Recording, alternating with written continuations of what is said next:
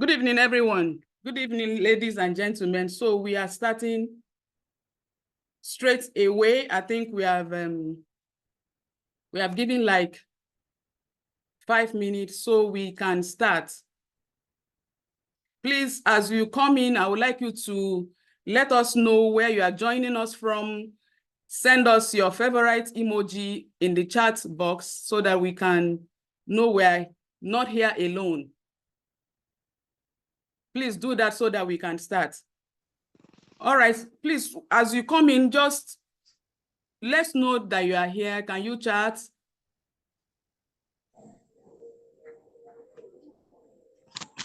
Okay. Okay. Laura from Lagos, thank you for joining in.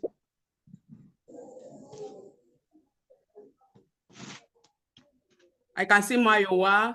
Thank you for joining in.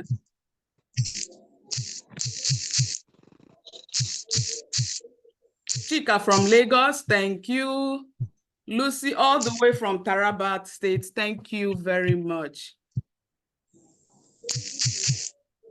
Elizabeth from Akure, Kenny from Ado-Ekiti, Opeyemi from Lagos, Zara from Port Harcourt, Mrs. Adobulu, pardon me if I didn't pronounce your name correctly, Amadi from Port Harcourt, Jasmine from Delta State. Thank you so much, everyone. It's so good to have you all here. So without Olayinka from Abuja, Olaiton from Lagos, Tony Bankole from Ado, you are all welcome. My name is Mercy Oluwadamilola Ajadi. I'm a youth and family life coach by World Coach Institute. I'm also a graduate of the Rema Bible Institute, Oklahoma, affiliated to Nigeria. So if you are meeting me for the first time, this is me trying to introduce myself to you. I'm a certified family life coach. I'm also a professional counselor. I'm an associate practitioner of family systems engineering and a medical laboratory scientist by profession. I'm the founder of Crystal Brooks Eye Solution, a human capacity development outfit that is committed to building youth, parents, and families for maximal growth and effectiveness. I'm very passionate about young people, and I've worked with them, training, mentoring them for over 10 years. I'm happily married to one man, and I'm a mother of 3 amazing trailblazing personalities who are now young adults, as it were. So this is me. I'm so glad to be here. And once again, I want to welcome you to our webinar, Help, My Teen is in Love.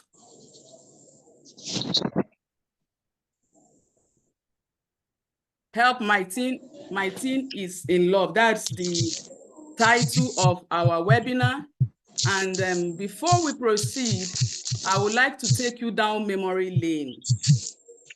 I would like you to, I believe that many of us that are in this program today, you were once a teenager. Am I correct?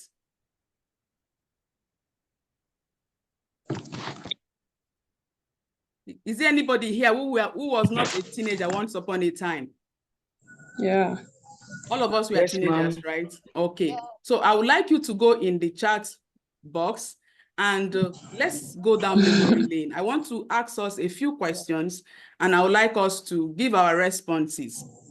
I want you to write in the chat box, what challenges did you face as a teenager? Or what challenges were common in your time as a teenager? The other question I would like you to also answer is, how were those challenges handled by the adults in your life? Were you satisfied?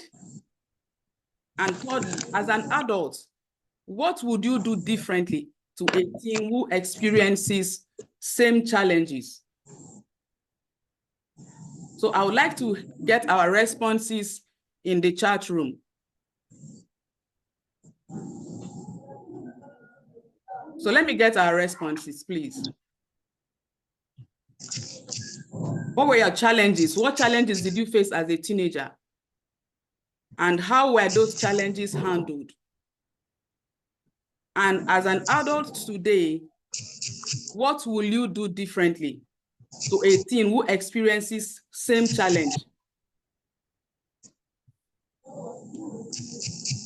Okay, somebody said, Laura said, having passes from guys. Okay, thank you very much, Laura. I want to get more responses from us. So that was one of your challenges. How, okay, having low self-esteem. Mrs. Fallon, okay, you had a low self-esteem. Okay, how were those challenges handled and were you satisfied? Were you satisfied with the way those challenges were handled? Okay, for me, okay, Mrs. L.M. Daniel is saying, for me, boys started coming after me when I was like 11 years. The truth is, I didn't tell an adult. I got my advice from my peers. That is very common. That's very common. Thank you so much. Then if you are as an adult now, what are you going to do differently to teenagers who faces such challenges? What are we going to do differently? I need us to answer that aspect before we move on. What will you do differently as an adult? I'm waiting for our responses before we proceed.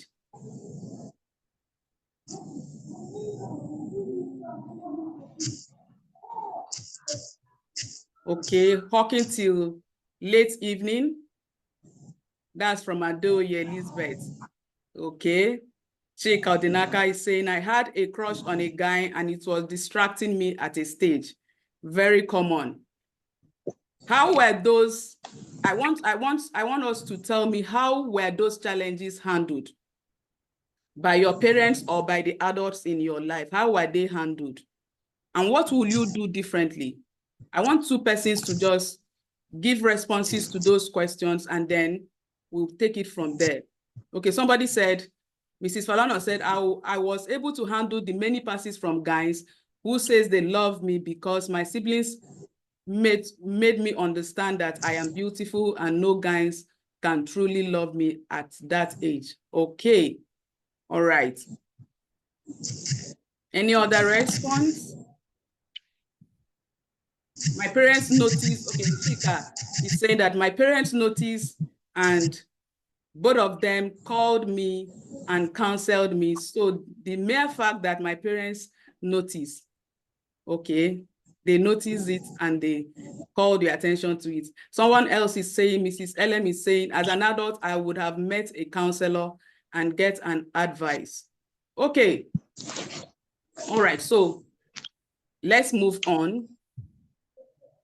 So today, one of the reasons why I said we should take ourselves down memory lane is for us to, you know, for us to remind ourselves that we were also teenagers once upon a time, because one of the things I've come to see with parents and teen coaches, teens mentors, is that sometimes we tend to forget that we used to be teenagers as well.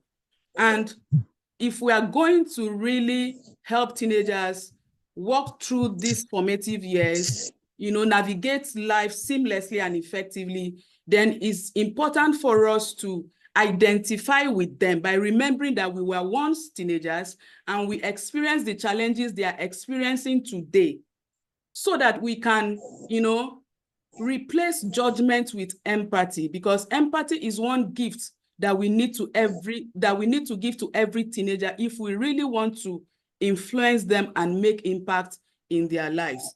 Because if we don't give them empathy, if we don't replace judgment with empathy, what happens is that many of us growing up did not have adults that, you know, helped us to manage those challenges the way we wanted to. And so we complained about the fact that, oh, if I had different kinds of adult, maybe I would have dealt with this situation differently. So if we don't identify with our teenagers, if we don't show empathy instead of judgment, we are likely going to also raise teenagers who are going to complain that the adults in their life didn't do a good work at all, intending to them. You understand? So that is why we needed to go down memory lane. So as you work with any teenager, please remember to give them the gift of empathy. It's very important. So I would like to, let's look at some of the things we are going to take away in this webinar. Basically, our focus in this webinar is to help parents, teen mentors understand and help teenagers navigate love and relationships.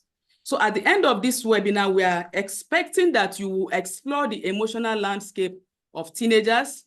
You will be able to discover how to tackle external influences, peer pressure, and social media. We also expect that you'll be able to build healthy bonds and boundaries. You are also going to be able to understand healthy channels for love expression. Let me quickly tell you about my teenage life.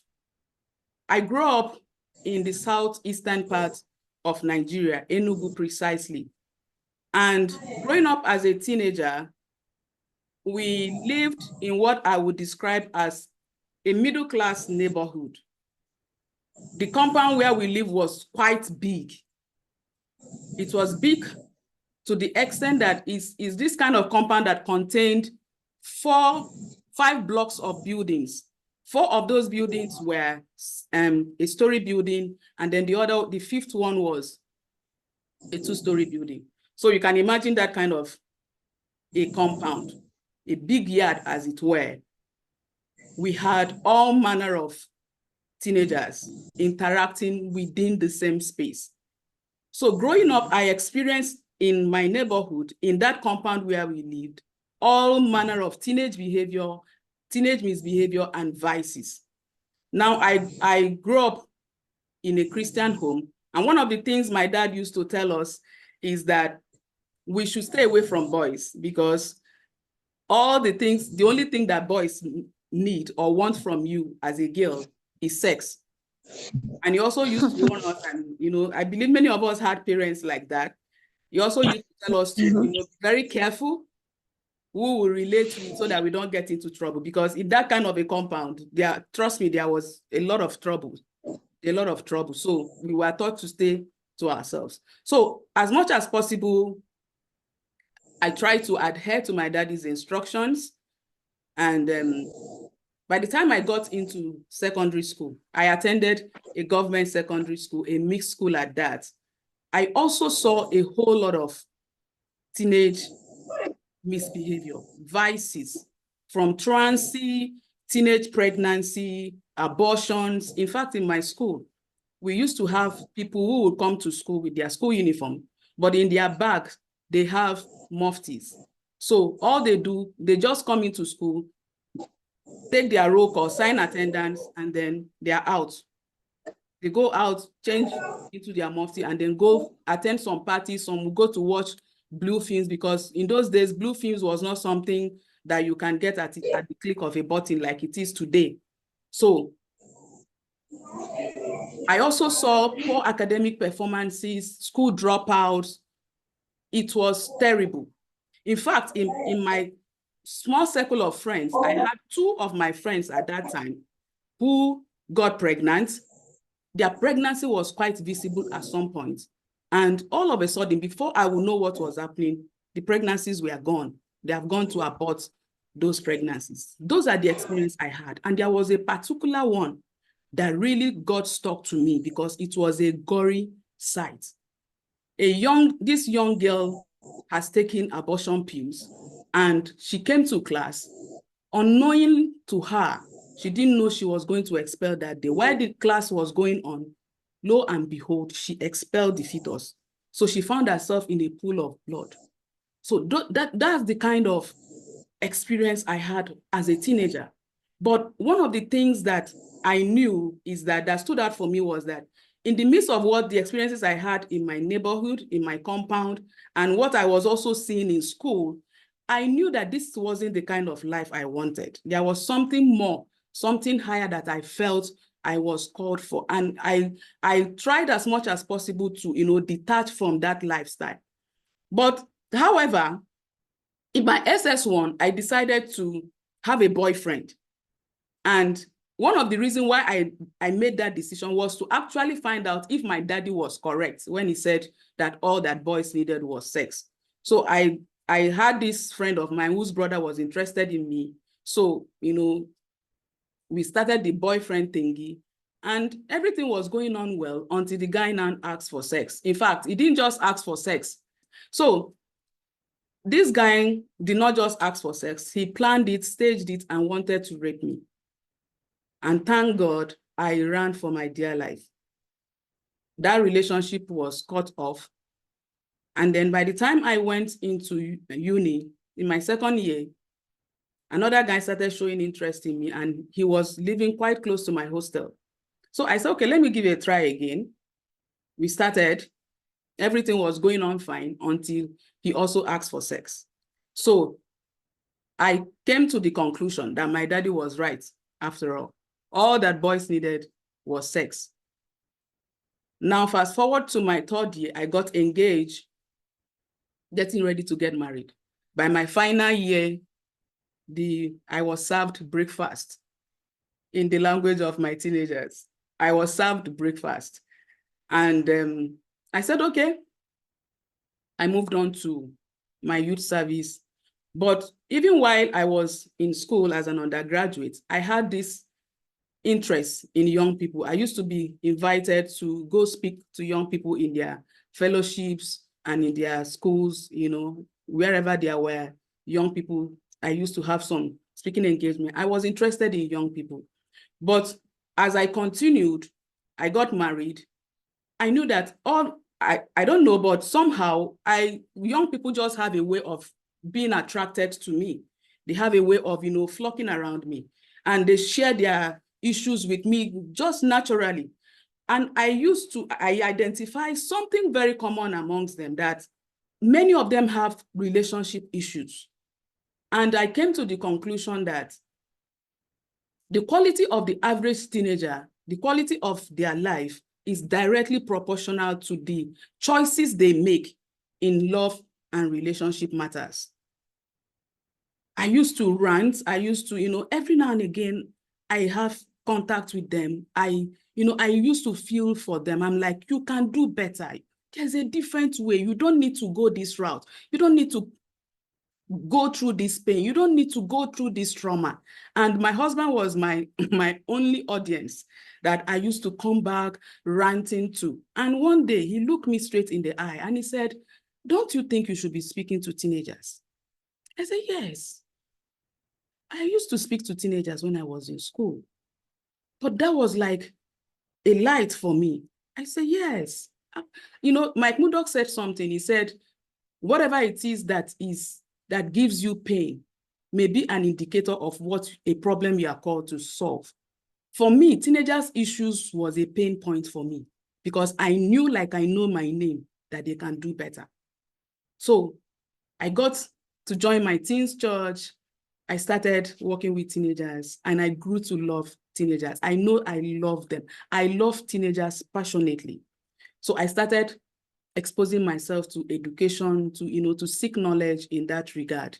And I packaged my first message to teenagers before I even started talking to them about life skills and any other thing, was on love and relationships.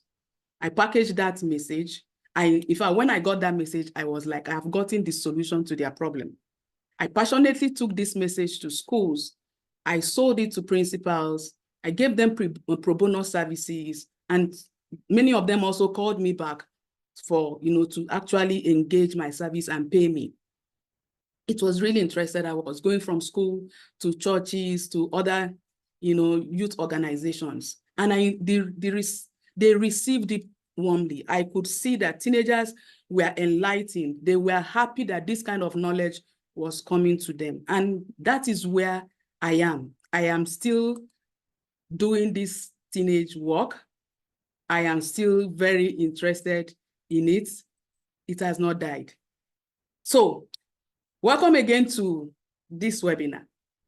So from my experience, I can tell you that the average teenager,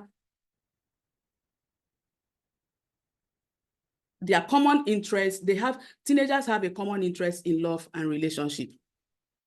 That is the simple truth. In fact, if your child is in primary school, secondary, or university, they can attest to that fact. Please, if you can still hear me, let me know. Can you still hear me? Yes. Good. Yes. Good. So like I said, yes, love and relationship is of common interest, is a common interest for teenagers. If your child is in primary, secondary, or uni, they will attest to that fact. Yes. However, in fact, like I said, if your child is in primary, secondary, they would tell you that it's either they are thinking of being in love, or they have been in love, or they are planning to be in love. However, my concern stems from the fact that teenagers pursue romantic love they pursue it passionately from the wrong people, from the wrong places, and at the wrong time. And many of the consequences that come with this is huge. In fact, many decisions that teenagers make borders around love and relationship. And many of the decisions they make stems from a misconstrued knowledge about love and relationship. And the consequences are huge and worrisome. In fact, if you look around you, you will see high rate of teenage pregnancies, you will see high rate of abortion, suicide, single parenting, poor academic performances, you will see depression. All of these are the consequences. And we also have the emotional and the psychological trauma that comes from heartbreaks, breakups, and all of that. All of these are a huge burden for the teenager to bear. Now, working with teenagers over the years, I've opened my eyes to the fact that we need to guide them properly on their journey towards love and relationship, so as to avoid stories that touch the heart, so as to avoid destinies from being thwarted, so as to avoid purposes from being aborted on the altar of love. Because like it's being said, a stitch in time saves 9, right? Now, the more I work with teenagers, the more I realize the need for us to teach love and relationship education in our homes, in churches, in religious organizations, and other youth constituencies. I believe strongly that when the right knowledge is dispensed in this regard, it has the capacity to dispel ignorance, empower these teenagers with the right knowledge to make discerning choices. I don't know how many of us read a particular story not too long ago of a 100-level student of Nasarawa University who committed suicide because her relationship failed. Imagine that. What will make a young lady to commit suicide simply because her relationship failed? That is huge. That is This is recorded now. Yes, it's recorded. Yeah. Okay. Hello. Hello. Hello, ma. Good evening, ma. Good evening. Yes, ma. Okay, I thought you said something. I thought you were saying, is it recorded? I said it's recorded. Okay, ma. All right. Thank you. So you can imagine a teenager going to the extent of taking her life simply because her relationship failed. I blame that. It may not be the only reason, but one of the reasons why she would take that action is because of ignorance. Because she has come to think that her life evolves around a particular person. That's why once that relationship is no longer in existence, she doesn't put enough value on her life to want to continue to live it. So she had to take it. That's how bad ignorance can be. Now, when we are talking about teenagers' need for love. When we're talking about teenagers' need for love, there are a few things I need parents to know. It's important for us to know that teenagers' need for love and relationship is valid. Humans crave love from the moment of existence.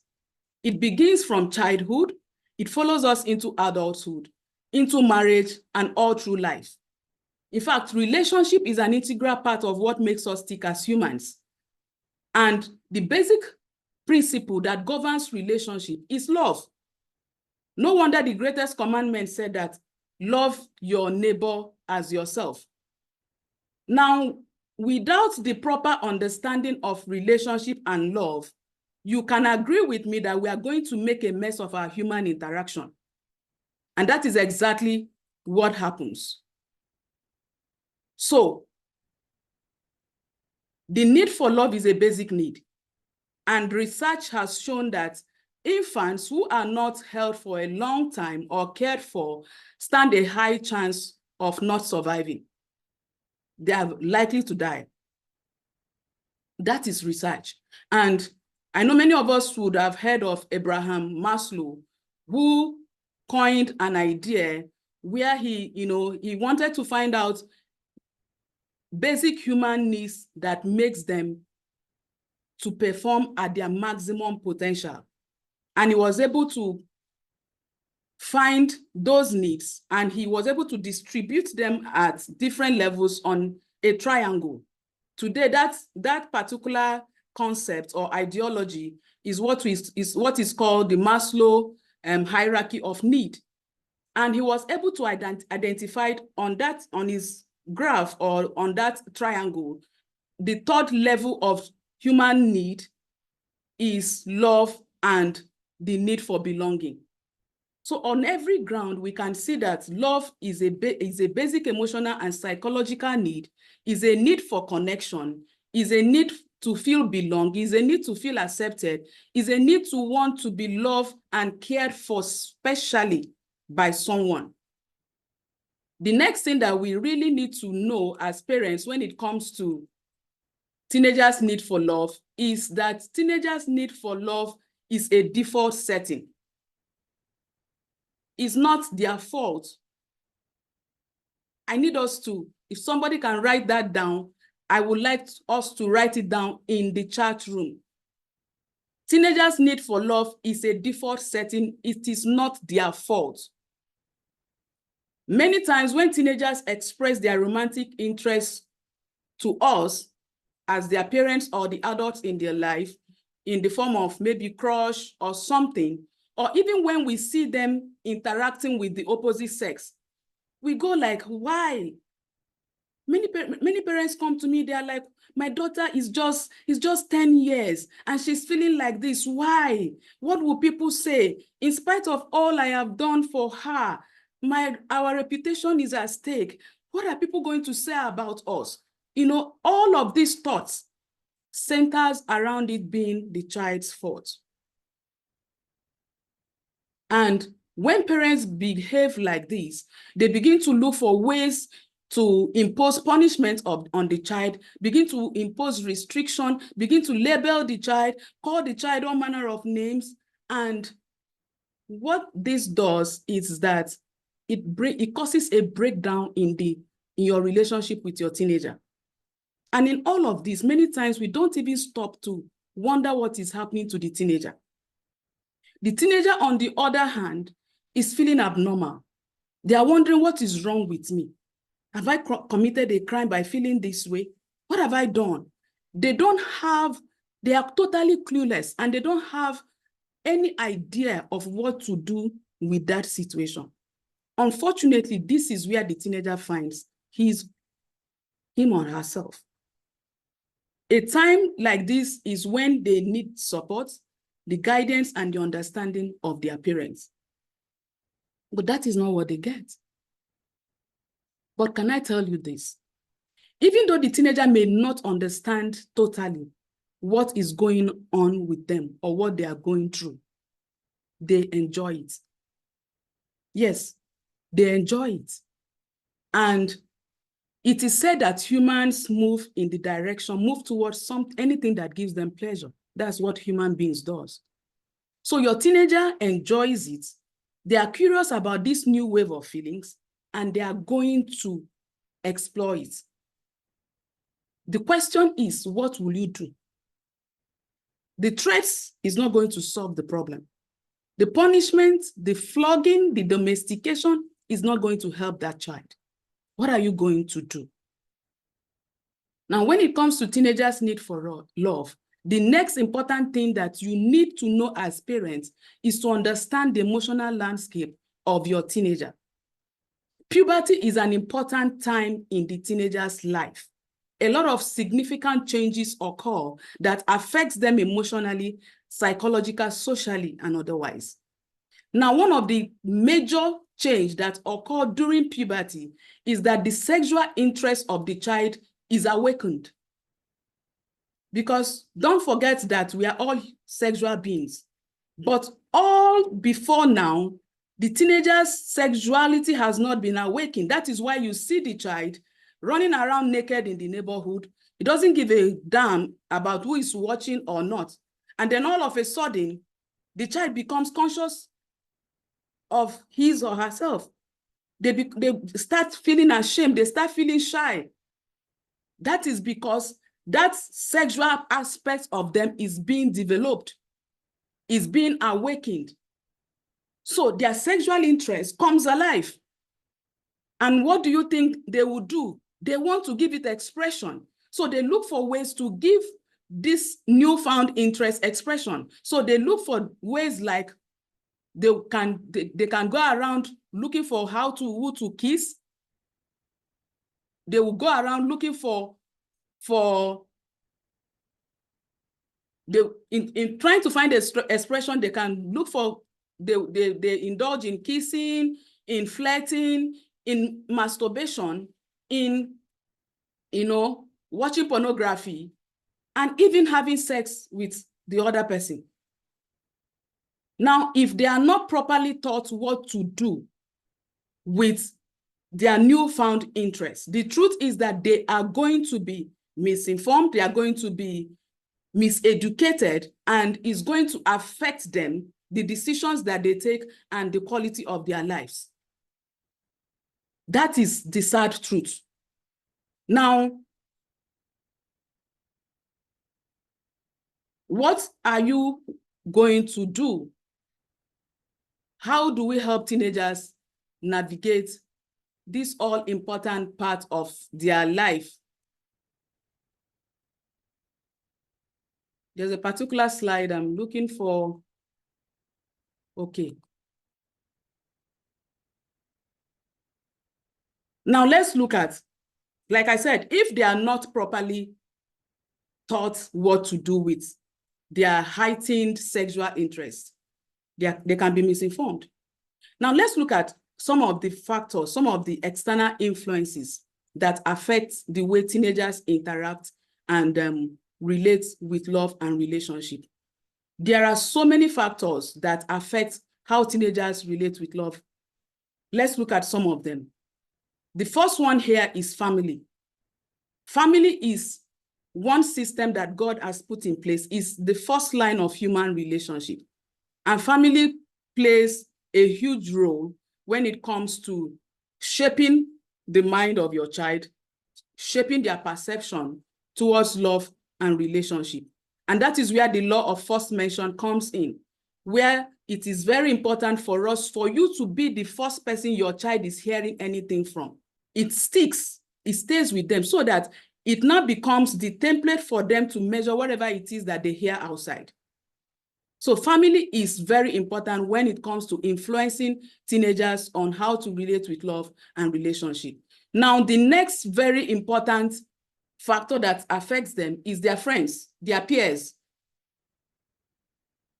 Peers are powerful influencers when it comes to matters like the teenagers are very particular about what their friends think, what they say about the issues of relationship, and how they act towards it. They are going to run more with the opinions of their friends than any other thing. I remember some times ago, a teenager, chatted me up. She wanted to find out my perspective about feeling and telling. It's a common thing amongst teenagers. They believe that when they feel a certain way towards someone, the opposite sex, they need to tell. So we call it feel and tell. So she came and, I told her my perspective. I asked her a few questions. I gave her my perspective. But she was like, no, she doesn't believe that it has to be like this. This is what her friends said. This is what her friends are practicing. And she went on and on. Every attempt she was trying to make was to convince me to believe what her friends believe. And, I stood my ground and I told her that, see, this is what it is. This is what I believe, and you also need to know the reasons why it is so. So teenagers are very powerful. In fact, today we were discussing in church, teenagers were talking about peer pressure. And one of the things they said was that in their circle now, amongst teenagers, it is considered abnormal if you are not having boyfriend, if you are not engaging in the hookup culture, or if you are not having sex. So you will be considered abnormal. So that's how powerful. And many of them, even though they know it is wrong, they will go ahead and do it because their friends are doing it, because they don't want to feel the odd man, be the odd man out. Now, the next very important factor that influences how they relate with love is the media. The media is a powerful teacher. I need us to know that. Media is a powerful educator, is a powerful teacher. Social media, movies, radio, the music that they listen to, anything media is out there to propagate a particular ideology and agenda. And sometimes we think that, oh, it's just entertainment. Oh, they're just having a nice time. But the truth is, it is not just entertainment. It can be entertainment, but a lot of education, a lot of information is being passed out through media. So when your child is watching that movie and they see the way people are interacting with love and relationship, if there is a hookup culture, people are many of our movies have many of those things, many of those, themes. Premarital sex, cohabiting, and so many of those, distorted relationship values. When teenagers continue to watch and listen to music or watch movies or cartoons that, sell those information, it becomes something they consider normal. So you see them beginning to imbibe it and begin to practice it. They accept it as the norm because it's now a societal norm. As long as media is pushing it, they see it as something that is okay for them to do. Now, the next powerful influence that they have is the next powerful factor that influences them is the pop culture. Now, the pop culture is promoted by social media through the celebrity-driven lifestyle. Now, we live in a world that is driven by celebrities. And these celebrities are our teenagers' role models. They are the voice of reasoning for the teenagers. The teenagers pattern their lives after these celebrities because teenagers generally don't know how to differentiate between what is wrong or what is right. So anything these celebrities does is what they pattern their lives after. They don't know how to separate being popular and having wisdom or good values. So when you see these celebrities, they want to dress like them. They want to act like them. If they are sagging, they are sagging. If they are doing baby mama, they want to do baby mama. Anything the celebrities does, it becomes a pattern, a template for them to build their own life. They accept it and they begin to run with it. Now let's look at the church is also another important influence. Very, very important. In fact, the church is supposed to give us a balanced perspective of what love is from God's point of view. We have a huge role in our religious centers to, shape the young person's culture through our religious belief. So church and other religious centers are also powerful, have a lot of influence on how teenagers relate with love and relationship. Now let's look at how can we help our teenagers to manage, to navigate love and relationship? How can we help them? What can we do to help them? One of the things that we can do to help teenagers is to help them to manage their emotions. Help them manage their emotions. How do we do that? Now, it's very important for parents to understand that our teenagers, a lot of changes occur during puberty.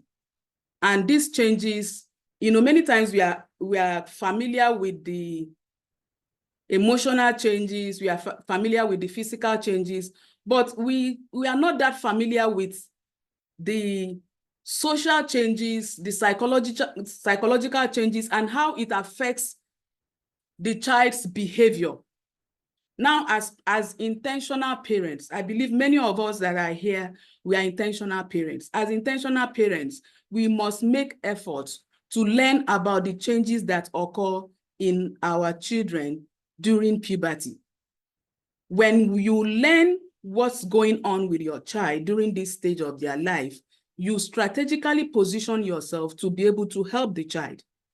Now, when you don't know what to do, imagine a situation where both you and your child, you are ignorant of what is going on. It's a recipe for parental disaster. When both you and your child don't know what is going on, you are not going to be able to help your child. You become a disadvantage to that child because the child is looking up to you for you to help them navigate this path. And here you are as helpless as the child. You are as clueless as the child. You don't know what to do to help the child. So you are a disadvantage instead of being an advantage to that child.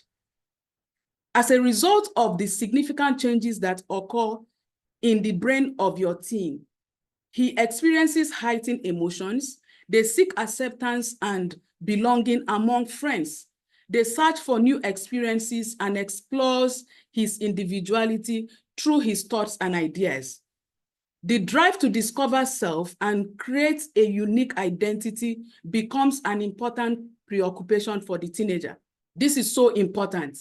And when this happens, you need to be aware. And at this stage also, childhood dependence on parents begins to wane and is being replaced by a search for freedom and independence. These are some of the changes that occur. Now, why it is important for you to step back, it's equally important for you to continue to build connection and strengthen the bond that you have with your child. And one of the things you need to do at this point is to understand that your child still needs you, even though in a different way. So you still need to be there for your child.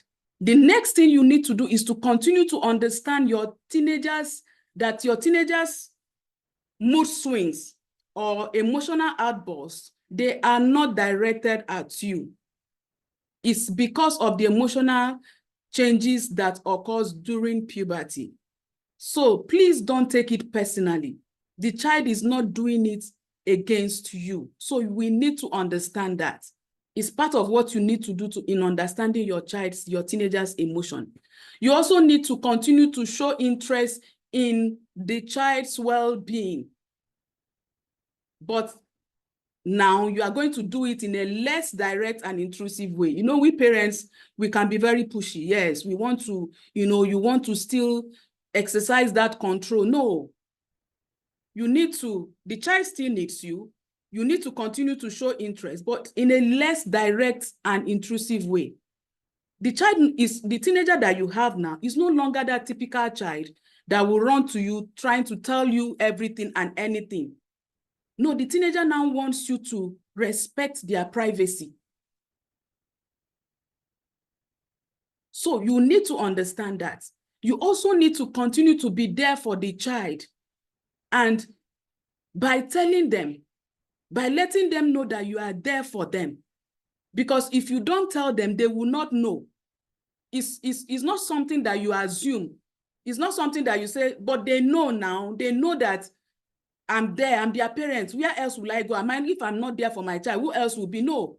They need you to tell them that you are there for them. And they will come to you when they need you, and they will let you know why they are coming to you. It's not something you are going to control. It's something you are going to influence. So you need to communicate that you are a support system. You need to let your child know that if you need me, I am here for you. And parents, please, it's important for you to know that it's not just the verbal communication. You need to allow your words to align with your action, because when you are telling the child, teenagers don't trust adults that easily. I can tell you that for free. Even though you are their parent, doesn't mean they trust you. So when you tell your child that you are there for them, they are watching you to see your body language. They are watching, they are going to test to see whether you really mean what you are saying. So please, when you tell them you are there for them, be there for them. Let your body language align with the words that you speak, that you are actually there for them.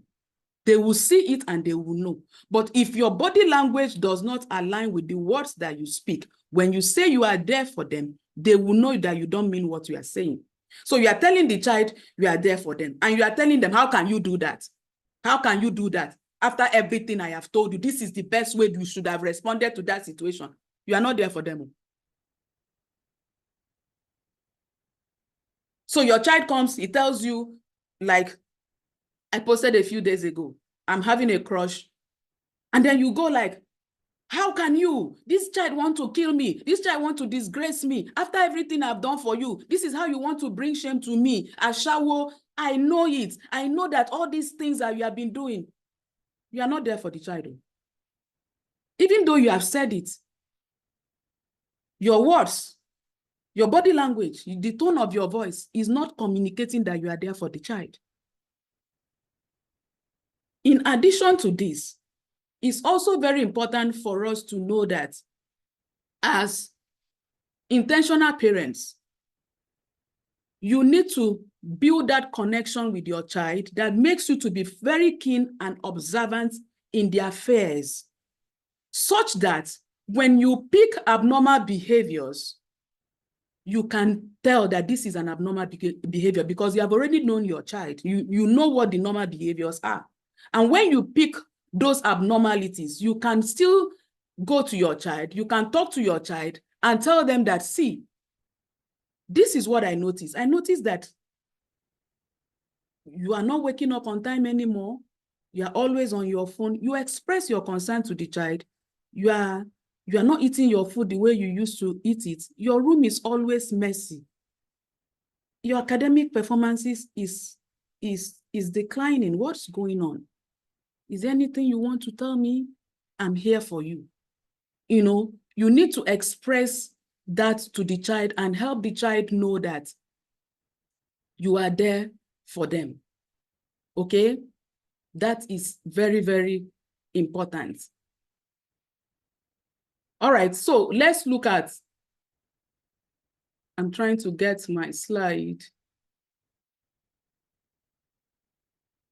Now we have talked about understanding your child's emotions, the emotional changes that occur. That's one of the ways that you can help your child to navigate love and relationship. Now let's look at the aspect that I consider very important. Everything we're talking about is important, but let's look at this one. How do we help your teen to manage their romantic interest? How do we help them to manage their romantic interest? This is so important. Now, let me start by saying that romantic feelings, infatuation, sexual feelings, physical attraction, they are not love. These feelings are going to be experienced by your teenager, but it's important for us to know that these feelings are not the same as love. Unfortunately, the social media, the pop culture has made us to believe that these feelings are love. Love is not a feeling. And this is something that we need to teach our teenagers. Love is too big a concept to be reduced to feelings. There is a lot more to love than just feeling. The fact that you felt a certain way towards someone doesn't mean you love them. These feelings also have expiration dates. And so it's very unreasonable for you to pursue and to build your future around something that is so fleeting and so intangible. So as parents, it's important for us to help our teenagers understand exactly the purposes for these feelings, for their romantic attraction, for the physical feelings that they have towards people. It's important for us to educate them, to help them know that these are for copulation, is for mating, is for procreation. The reason why they're having these feelings is to help them develop self-discipline, self-control, and be able to delay gratification while they wait for the right time to give it expression within the context of marriage. It's important for us to help them in helping them to manage their romantic interest, to help them build the right belief around these feelings. What do I mean by that? What you believe about a thing determines how you feel about it and what you do with it. So we need to uninstall the wrong beliefs they have about love and relationship and begin to build the right belief about these feelings. We need to begin to teach them what these feelings are, what is expected of them when they experience these feelings, and the purposes for these feelings. Because when the purpose of these feelings are not known, abuse is inevitable. So a right perception of these feelings is what we need to teach them to be able to do things differently. Now, we also need to let them know that these feelings are God-given. There's nothing wrong with these feelings. It's not sin, it's not bad, it's not abnormal. We also need to help them know that the emotions of love, they are pleasurable. They are very pleasurable, and they release the feel-good hormones that makes them want to go in that direction. But the ability to manage this emotion will help them a great deal through self-control, self-discipline, and delayed gratification. So they need to know that as pleasurable as these feelings are, it's not supposed to overwhelm them. You know, one of the things that we see in movie is that once people have these romantic feelings towards the other person, the way we portray it in our movies, in books, in novels, is like these feelings are supposed to overwhelm you. They take control of you, and you don't know, you become enslaved to the feelings. No, we need to teach our teenagers how to be in control of their feelings. Now, they may not choose how they feel, but they are responsible for what they do with how they feel. We need to teach them that their emotions is not their boss. They are the ones that are in control and in charge of this emotion. We need to teach them how to keep these emotions in check and not allow them to be all over the place. Otherwise, they would engage in unreasonable behavior, such as sending news, being engaged in the hookup culture, masturbating, watching porn. And see, let me tell us, teenagers make a lot of decisions based on how they feel. That is why you can see the example I gave to us, the 100-level student who committed suicide because she had a failed relationship. That is why you will see a teenager, they will be quick to send texts, to engage in sexting with another person who they don't even know. They are quick to send the nude pictures because they are allowing themselves to be controlled by those feelings. They act based on their feelings without thinking through the consequences. So we need to help our teenagers to know that in spite of how they feel, they are still the one in charge.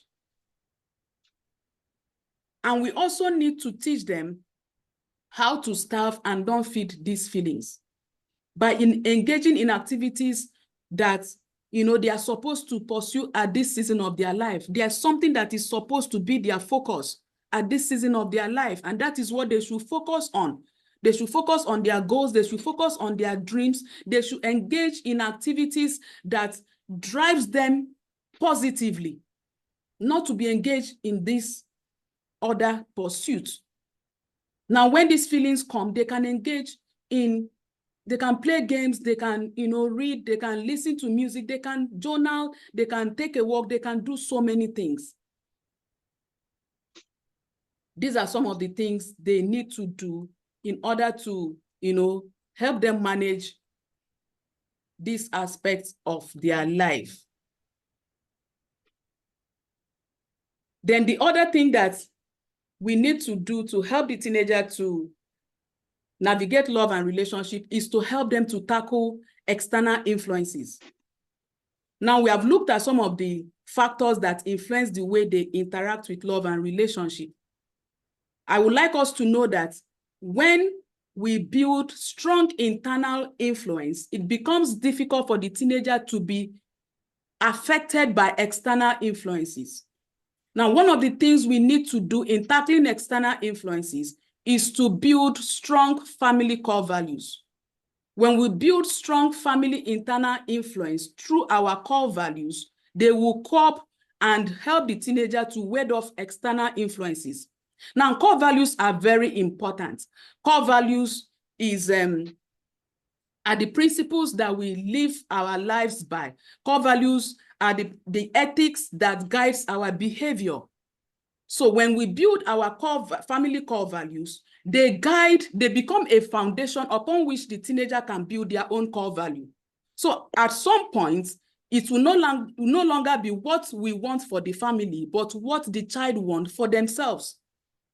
Now, core value acts like the compass that gives direction to your teenager and helps them to know what they can say yes to and what they can say no to. It helps them to selectively choose their relationship. It helps them to know what they can accept in any relationship and what they cannot accept.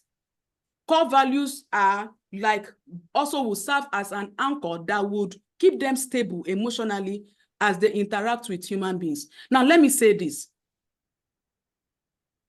It's important for us to have written core values.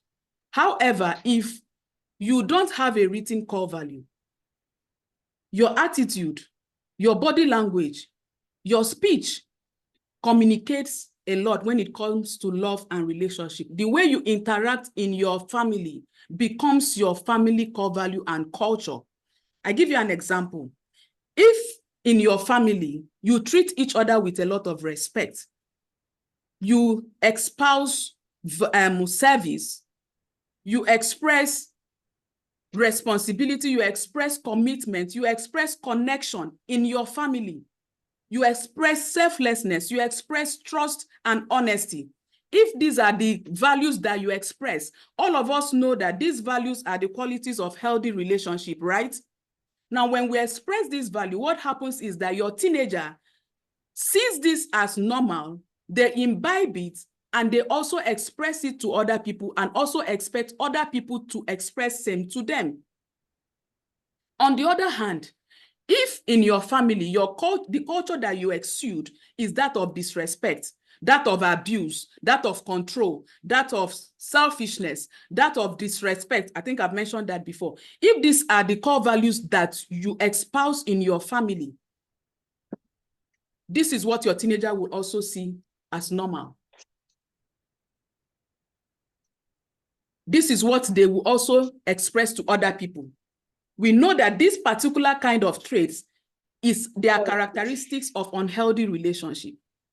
So they will receive this kind of treatment from people because that is all they know. And that is what they consider to be normal.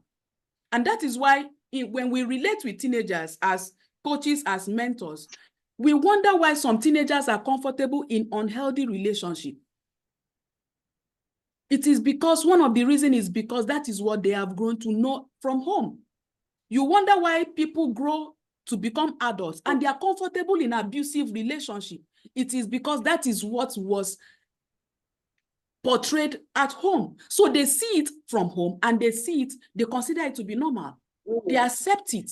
and they're okay with it, even though they are uncomfortable. So you see teenagers, I'm not even talking about romantic relationship here. I'm talking about peer relationship, platonic relationship. You see teenagers who are being abused, who are being manipulated amongst their friends, and they are comfortable. They don't want to disengage. You are asking them, what are you doing here? This person is bullying you. This person is manipulating you, but they are not seeing it because this is what they have received from home. So they consider it normal. Now, the next thing you need to do to tackle external influences is to teach love and relationship education. This is so important. We live in a society where we are being inundated with numerous controversies and contradictions when it comes to love and relationship. There are a lot of definitions that has been given to love, and this is creating a lot of confusion because when the right concept, when the right definition of a thing is not known, the practice of that thing is not going to be right. And that is exactly what we are having today. There are so many misinterpretations of love, and people are making decisions based on this misconstrued definition. So we need to teach our children the right concept, the right definition for love and relationship. We need to paint it for them to see. If they don't see it, if we don't paint it for them, they are going to take whatever is being given to them from outside and they begin to build their lives around it. That is why many relationships are not working. Many relationships are ending in pain. Many relationships are breaking down because we don't understand the right concept of love and relationships. We need to begin to teach this concept from home. And the way we teach it is not just by having it like a structured lecture. While it's good to have it like a structured lecture, it's also good for us to have it in a conversational manner. So that's very important. Then the next thing we need to do is to create a safe haven where questions, opinions are shared, and answers are given without the teenager feeling judged, feeling labeled, or insulted. This is very important. It helps us to get to know what our teenagers are actually thinking and their perspective to relationship and love matters. You know, when we are able to know what their worldview is on some of these trendy issues, then we are able to come in, give them superior knowledge, make our inputs, and help to guide them properly. You can come up with different conversations on trendy matter. You can find out from your teenagers, what do they think about teenage dating? What do they think about teenage pregnancy? What is their opinion about the hookup culture? What do they think about premarital sex? What about porn and masturbation? When you watch movie, look at some life stories, some stories from movie, and share with them just so you can find out what they are thinking. Because if you think that they are all going to share the same thoughts with you on some of these issues, you are wrong. They have their own opinion, and it's only when you create the right environment for them that they will be able to share their opinion with you and be able to receive guidance. The next thing that we need to do in helping them is to build healthy bonds and boundaries. Help them to build healthy bonds and boundaries. Healthy love and relationship is very key, and is something that begins from home. And we need to teach our teenagers. Now, when teenagers see the kind of relationship they see from home becomes a template or a curriculum. It becomes any kind of relationship that teenagers see from home becomes the best template and curriculum that they measure love and relationship. So whatever they see and experience at home becomes easier for them to know what to expect from others and how to express same from others. It has been found that when teenagers have solid and supportive relationship from home, they do better in their school, they have a higher self-esteem, and they are happier overall. And when we're talking about relationship, we are not talking about romantic relationship. We are talking about relationship with families, relationship with their friends, and other positive connections that they have around them. Now, when teenagers learn healthy relationship from home, it helps them to know exactly the kind of relationship to receive from outside and the kind of relationship to give. Now, in building healthy bonds, it's also important for us to teach teenagers about boundaries. Boundaries. This is something that many teenagers don't have in themselves and around their relationship. We need to help teenagers to see boundaries as that fence that you have around your home. Boundaries are tools for self-protection and self-preservation. Boundaries help to protect your teenager from being abused, from being controlled, from being manipulated and being taken advantage of. Boundary helps your teenager to express what they can take and what they cannot take. Boundaries are very important, that we teach our teenagers how to set boundaries emotionally and physically. And this starts from home as well. As they are becoming teenagers, it's important for us to begin to respect their space. You can no longer go into your teenager's room without knocking. They cannot come into your own room without knocking. So that is where we start to set boundaries. And we also begin to, respect whatever boundaries that they set. We need to also begin to teach them how to say no. Teenagers struggle with saying no to something they are uncomfortable with. And I'll tell you why. One of the reasons why this is so is because we have shut them down when they were trying to say no to so many things that they didn't agree to. So we have stifled that ability to say no. And now, as they are becoming teenagers, being involved, interacting with other people, they are finding it extremely difficult to say no. We need to teach our teenagers how to say no to us respectfully and politely. The same thing they need to know to do to other people. They need to be firm about their position, what they believe, what they stand for. They need to express their position. Teenagers need to be taught the language to use in setting boundaries. They should be comfortable telling people, you can call me at this time, but you shouldn't call me at a particular time. It's something that they need to be comfortable with. They shouldn't be apologetic about it. They should be firm about what their boundaries are, what they can take and what they cannot take. This is so important. The next thing we need to teach our teenagers in helping them navigate love and relationship is the healthy channels for love expression. Love has different expressions, and teenagers need to be taught different ways that love can be expressed and the channels through which it can be expressed. It's also important to know who to receive different kinds of love from and the type to express to different people based on the kinds of relationship that they have. This is so key. Today, we are having issues with teenagers engaging in incest because there are different kinds of love expression that teenagers should not receive or give. Teenagers should know the kind of love not to express to their siblings, the kind of love not to receive from their parents, the kind of love not to receive from their relatives. So that uncle that is coming to your home because he's her uncle and is telling the child to sit on their lap, or is telling the boy to come and do certain things with them that they know is not right. But because the child does not know the kind of love to receive from these relatives, to receive from their siblings, they don't know what to do. They think it is okay because, like I said, they want love and they can take it from the wrong people. I remember a particular story of a 14-year-old girl who the mother brought in for checkup.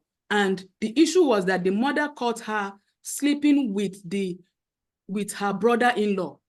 And they have been sleeping together under her roof for 3 years. And she didn't know. She got to know at that time. And she was mad. So we need to teach our teenagers the right way to, the right channels for love expression. And we also need to model love and relationship at home for them. Our speech, our attitude should exude love. This is very important. We need to create the right environment for them to know that their need for love can be met by other family members, by their friends also. And this we can do by allowing them to have free interactions and build healthy relationship with the opposite sex. This is so key. It's so key because many times we hinder young people from relating healthily with the opposite sex. We need to demystify that. We need to debunk that concept. It is not right. We need to teach our teenagers to build healthy interactions with the opposite sex. This would demystify the notion that their need for love can only be met by the opposite sex through romantic relationship. We need to help teenagers to build healthy platonic relationship. This is so important. We need to allow them to bring their friends home. We need to help teenagers to know that interacting with the opposite sex is okay because that is the way God created it. That is the way it's ordained by nature's law. Let's not hinder this because when we try to create some mystery around the boy-girl relationship, it sends a different picture to the teenager. It sends a different message to them and makes them think that it is anything that has to do with the opposite sex has to be about romance, romance, romance. It's not about that. We need to demystify that concept. It's not right. Allow your teenager to build healthy relationship with the opposite sex. We also need to teach them to understand and receive love from God. God is love. For the Christians here, God is love. And God doesn't have love. He's an epitome of love. So we need to help our teenagers to understand this and help them to encounter God's love. Because God is the one that created love. And when they receive the love of God, it's going to make a huge difference in their life. Now, as far as love and relationship is concerned, God is the only constant in that equation.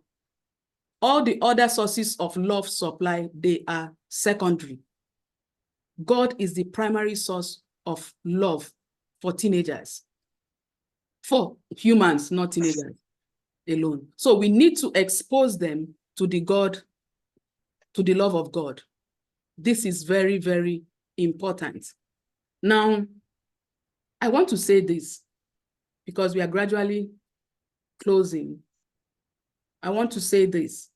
Whether your child is a teenager who is already in love or thinking of being in love, it's important for us to know that the way we handle their love interest matters a lot.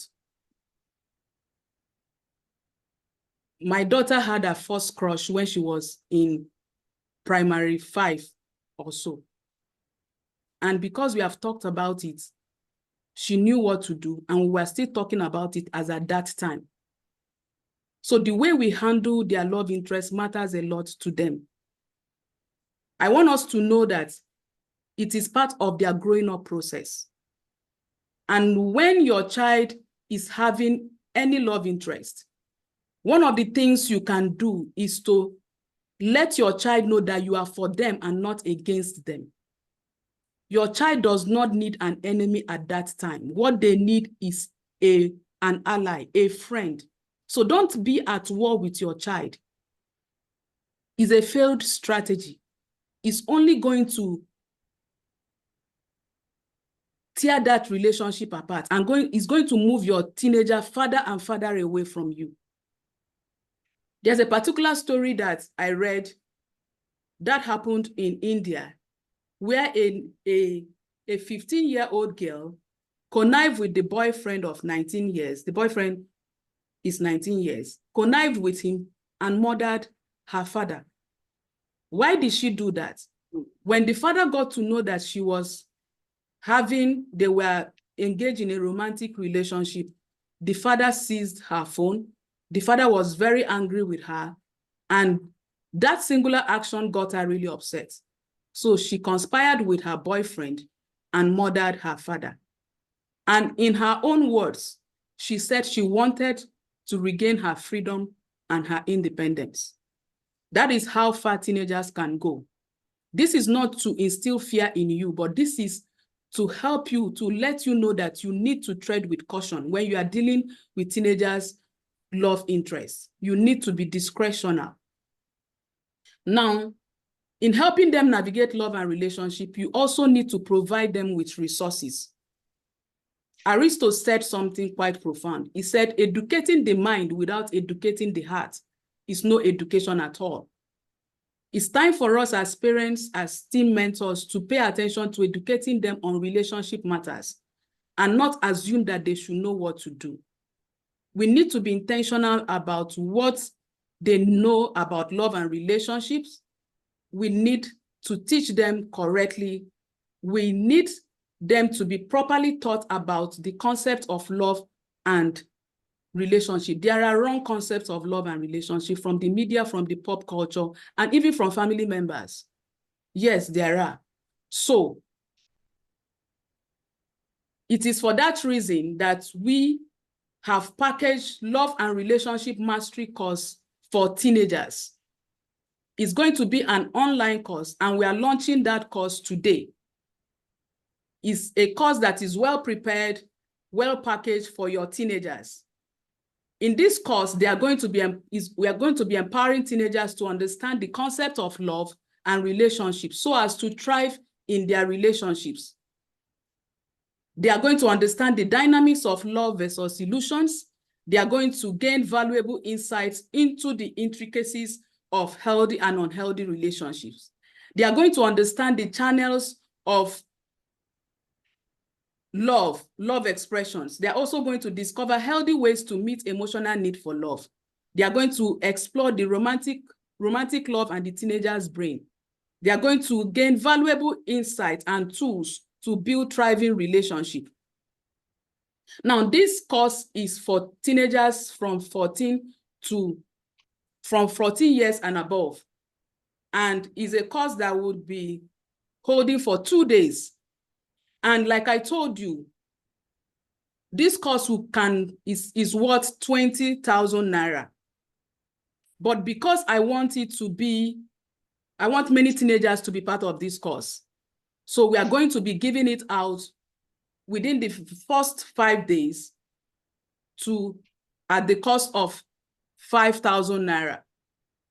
So if you are interested, I want as many people to be interested. I want you to be interested because this is going to benefit your teenager a whole lot. It's going to change their mindset. It's going to reshape their perspective about love and relationship. And it's going to set them on that right path to be able to, know how to manage their relationships effectively. And I believe that is what you want. And that is exactly what this course is going to deliver to your teenager and to you. So I want you to jump in. This offer is an irresistible offer. For 2 days, 5,000 naira. And if you register within the next 5 days that this course is out for sale, we are going to also have a bonus offer of one-on-one coaching with me for 1 month.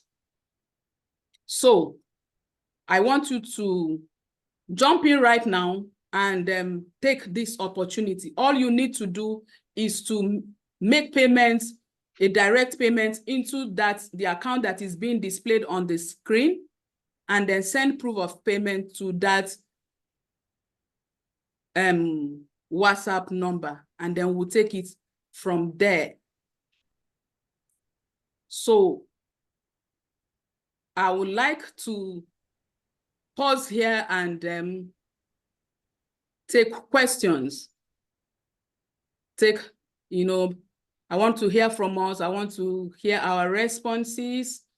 I want to take questions at this point, so you can, what are your thoughts? What are your contributions? What are your take home from this webinar?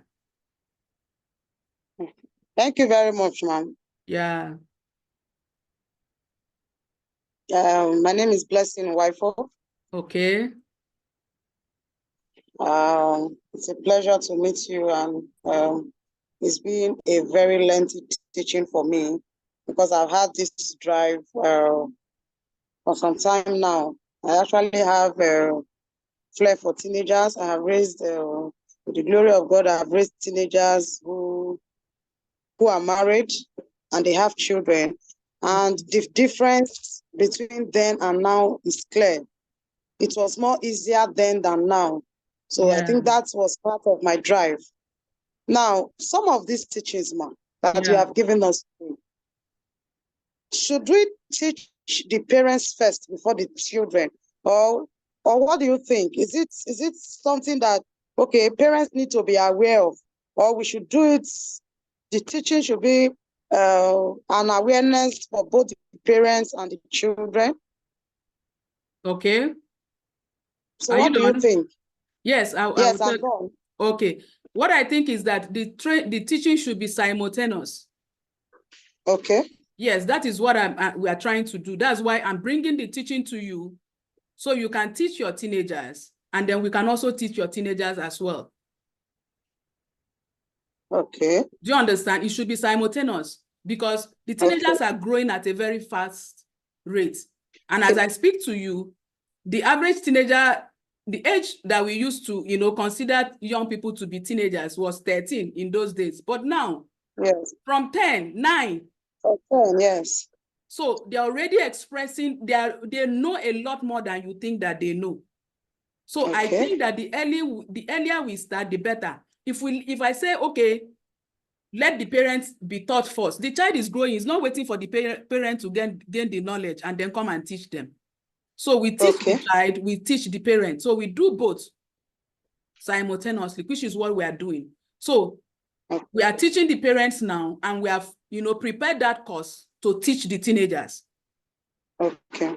Because like I said, I've taught this course in schools, and I know the response I get from the teenagers, from the teachers, from the school management. Because it opens their mind up to something that they didn't know. Let me tell you, if a child knows that love, just the definition of love, is not a feeling, it sets that child free. Because a lot of the decisions that teenagers and even adults are making is based on that understanding and thinking that love is a feeling. So when the feeling has died because it has an expiration date, there is no love again. Even in marriage, once there is no feeling, people say they are not doing anymore. So when teenagers begin to know that there is a bigger definition to love than just feeling, trust me, it sets them on a whole different pedestal. When you see teenagers who are emotionally stable when it comes to their love and relationship, there's something different. It's knowledge. So we try to bridge the knowledge gap between the parents and the child. So we equip you, we equip your child. Because some parents, we may not be able to equip some parents with everything, but we can equip the child, because that's why we want to catch them young, as it is said. Okay. I hope I answered your question. So simultaneous. Of course. Yeah. Thank you very much, ma'am. Please, when you mentioned that ability to manage the need, ability to manage that the love for children, you said it needs self-discipline, and you mentioned 2 other points I did not get. Okay, self-discipline, self-control, and delayed gratification. Okay, delayed gratification. The ability to delay gratification. How does that work, ma'am? Wow. It works. Let me give you a simple example. You are in the car. You are driving home from church, and you have bought pizza from Mr. Biggs, for instance, or The Promise, or any of the fast food. You've bought pizza for them, but you tell them that they will not eat that pizza until they get home.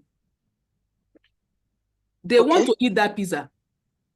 There's something you are doing. You are teaching them a skill by telling them not to eat that pizza. Okay. Do you understand? So those are some of the things that we are going to be teaching them in the course that I just told you about. They can learn these skills. They are learnable. They are not born with them. We are the ones to teach them, and they can be learned. So register your teenagers, register your... Okay, can I register a group of teenagers? Yes, you can, ma'am. So how do you deliver the teachings to them? Because, it's an online course, ma'am. Okay, so it will be that I'll have to gather them together and you do the training for them. Yes, once you pay, we'll take the rest. We'll do the rest. It's not Okay. it's not an Okay. issue. Yes. Once we make Okay, so payments, I'll have send proof to, of payments, we'll do the rest. okay, I'll get a reasonable number so that the teaching will be eminent for them. Thank you so much, ma'am. Yes. Thank you too, madam. Thank you. We also do Yes, teachings for them in schools, in religious centers, and other youth constituencies. Someone wants to speak. I saw someone's hand raised. Infinix Smart. Hello. Yeah. Yes. Good evening, madam. Good evening. Good Yeah, my evening, name is sir. Olukoya. I'm calling from Port Harcourt. I'm talking from Port Harcourt. Okay. Okay. I have two children, two lovely children. Okay. But my first child now, the problem I'm having with her is that she suddenly developed this entitlement mentality in SS3. She has been in a hostel for 6 years now. She's in a final year now. But suddenly she has developed this entitlement mentality that I feel like sometimes breaking her head. But because of where I come from, which is Southwest, and my wife, who also is a Christian and a minister in RCC, always hold me down. So what can somebody do about that, man? Okay, you said she has an entitlement mentality, right? Hello, sir. I lost you somehow. Your line was breaking. Okay, somebody is asking, please, will the teaching for teenagers be live like this? Yes, we are going to have a group for them. It's not going to be live. It's going to be live for the people who registered for the course. Okay, Lucy is raising her hand. Can we are hear with you. Okay, you are with me. The person that asked the question, yes, I hope you got the answer. Once you register the teenagers for the course, it's an online class, and then we'll take it from there. All right, Okay, ma'am. Okay, somebody is asking, please, what about teenagers in the dormitory? The course is going to be taking place in this month, 2 weeks from now. So teenagers should be on break at that time. I think it's better we wait when they are on break. It's a very good idea. It will happen at that. The course is actually in 2 weeks' time from now. By that time, they will be on break. If we can have it on a Sunday, it's even better for some of us who will register for children in the church. Yes, it will happen on Saturday and Sunday, ma. Okay, yes. That's a good one. Yes. That's a good one. Okay. Yes. Good evening, ma'am. Good evening, madam.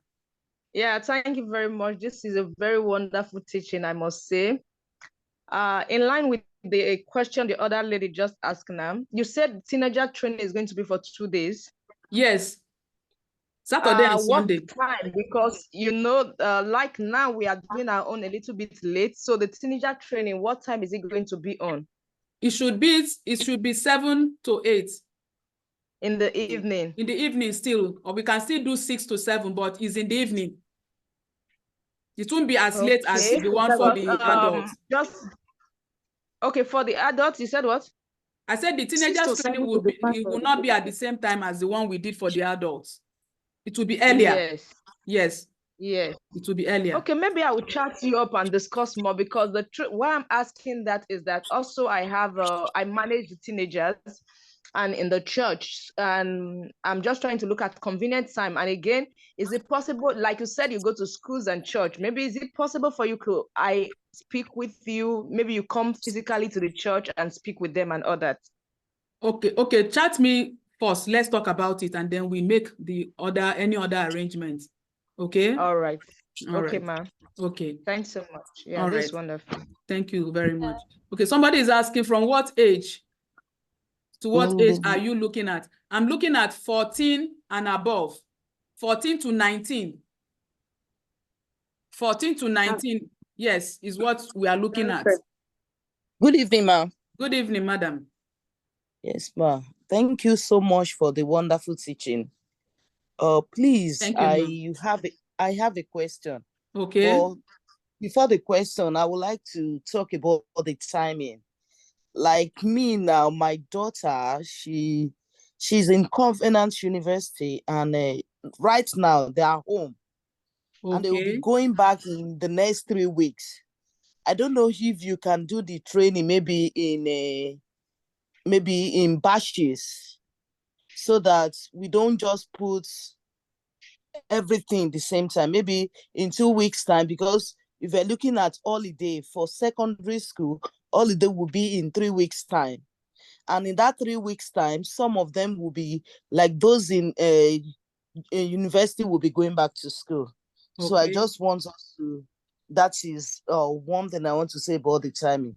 Okay, ma, my question, I manage teenagers in church, and there was a time one of them walked up to me to tell me that, please, there's something I'm doing and I really want to stop that. She has been sleeping with her teacher. Okay, I took it upon myself. I had to follow her to the school.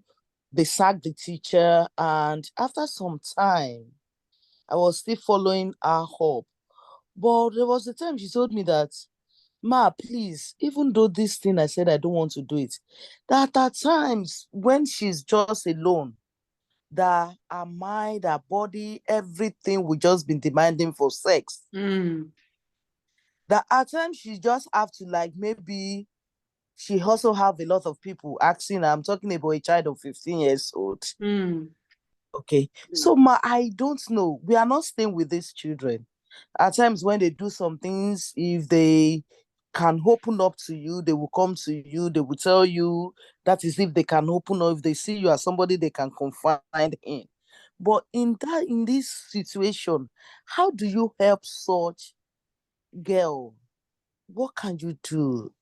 Because she will cry, she will say she will not do it again, but before you know it, she will come back to come and tell you she has done it again. So what do you do? How do you help such? It's going to be a very elaborate counseling and coaching for her. Yes, because we need to know exactly where she's coming from so that we know what we are dealing with, because she's not just having those experiences as something may have happened to her that is making her to have those desires consistently. So it's part of the skills to be able to handle their romantic feelings are part of what we are going to be teaching them in that class. See, when it comes to love and relationship, it's a very broad topic. It's not something there are so many, faces, scenarios we are going to all paint here, and we may not be able to deal with all of them. And that is why we are creating that class, to be able to start dealing with these matters for our teenagers. So if you can chat me up privately, because we are running out of time already, and there are still so many questions I've not answered on the chat. So madam, please, let's talk privately. Okay, ma. All okay, right. ma. Thank you. Thank you. Yes, ma'am. Thank you. Then somebody is asking, okay, can we start making payments now? Please start making payments now. You can start making payments now. The sooner, the better, so that you can secure your slots. And then somebody is asking, okay, but I thought teenagers start from 13. Yes, teenagers start from 13. You can register your 13. We just said 14. It doesn't mean you can still register 13, but we can't take below 13. Teenagers start from 13, yes. All right. Okay. I think somebody was trying to ask. Good evening. Good evening. Yes, I'm Lucy from Taraba State. All right. Actually, I don't have a teenager, but I deal with teenagers as a counselor by profession. So I also want to find out if, for people like us that want to get this knowledge you're going to be impacting on the teenagers, can we register just to be part of it, or it's just for the teenagers? You like can, those you that can, are dealing with. Okay, you are a teen counselor. Yes. Yes, you can register. That knowledge, you will also need it. By the time we have our registration, when you are sending your proof of payment, please indicate the age, so that we can create something for the adults and that is different from that of the teenagers. Okay, I felt like maybe whatever they are going to be getting, some of us, we need it since you're giving them, so that we can give our younger ones, our teenagers that we are dealing with, right? So I felt like it should be the same thing, not something different. the same thing, like getting it from YouTube, share it to others. It's okay. Is You will that get it. You will get it like that, ma. You can register. okay? You can register. Okay. Okay. That, and secondly, is there provision for any certificate for stuff like that? Yes, there is. Okay. Yes. Somebody is Thank asking the payments for payments details again. Okay, I'm sending the payment details. I will still send it on our WhatsApp, but it's here already. It's here.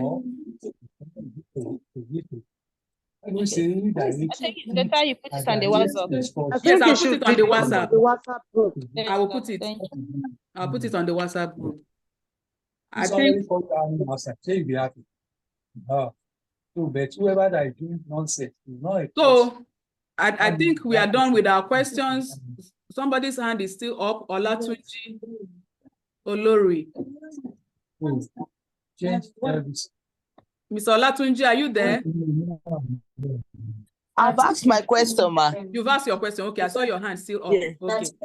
I've Okay. tried All to right. do So it. I think we can wrap it up at this point. Thank you, everyone, for Thank you so joining this meeting. I value you. I appreciate you a lot.